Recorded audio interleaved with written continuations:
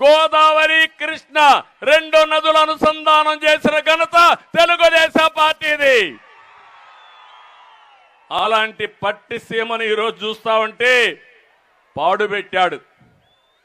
గోదావరిలో diaphragm wall ఉంది, 2 సీజన్లో పూర్తి చేశాం.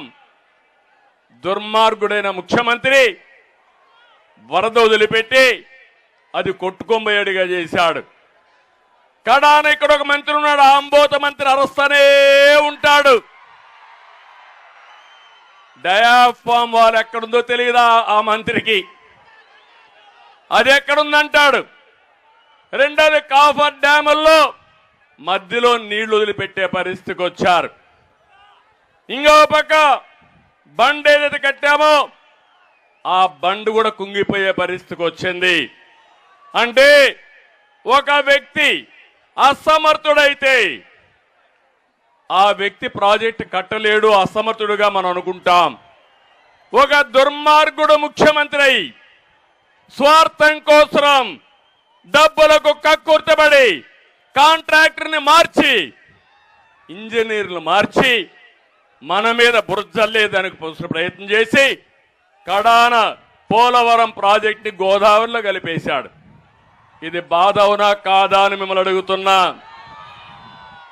ఆ గోదావరి ప్రాజెక్టు పోలవరం ప్రాజెక్టు పూర్తయి ఉంటే ఈ రాష్ట్రంలో ప్రతి ఒక్క ఎకరాకు నీళ్లు ఇచ్చేవాళ్ళం. అలాంటిది ఈరోజు ఇబ్బంది వచ్చే పరిస్థితి వచ్చింది. ఇక్కడే మీరు ఒక విషయం గుర్తుపెట్టుకోవాలి, ప్రాజెక్టులే కాదు కనీసం కాలువల్లో కూడా పుడికి తీయడం లేదు ఈ ముఖ్యమంత్రి. అలాంటి దౌర్భాగ్యం ఈరోజు. మామూలుగా ప్రభుత్వం ఎవరైనా కాంట్రాక్టర్ పని చేయకపోతే ఆ కాంట్రాక్టర్ని బ్లాక్ లిస్ట్ లో పెడతాం. ఇప్పుడు కాంట్రాక్టర్ ప్రభుత్వాన్ని బ్లాక్ లిస్ట్ పెట్టి మీ పనులు మేము చెయ్యమని చెప్పే పరిస్థితికి వచ్చారంటే ఎలాంటి పరిస్థితి ఉందో మీరు ఒక్కసారి ఆలోచించండి. ఒకప్పుడు రైతులే ఆత్మహత్యలు, ఇప్పుడు కాంట్రాక్టర్లు ఆత్మహత్యలు చేసుకుంటున్నారు. ఏమనాలి ఈ ప్రభుత్వం ఘనత అని మిమ్మల్ని అడుగుతున్నా. ఇక్కడ మీరందరూ ఉన్నారు. ఈ జిల్లాలో ఏదైతే చింతలపూడి లిఫ్ట్ ఇరిగేషన్ పూర్తి చేస్తే 36 మండలాల్లో నీళ్లు వచ్చేటివి.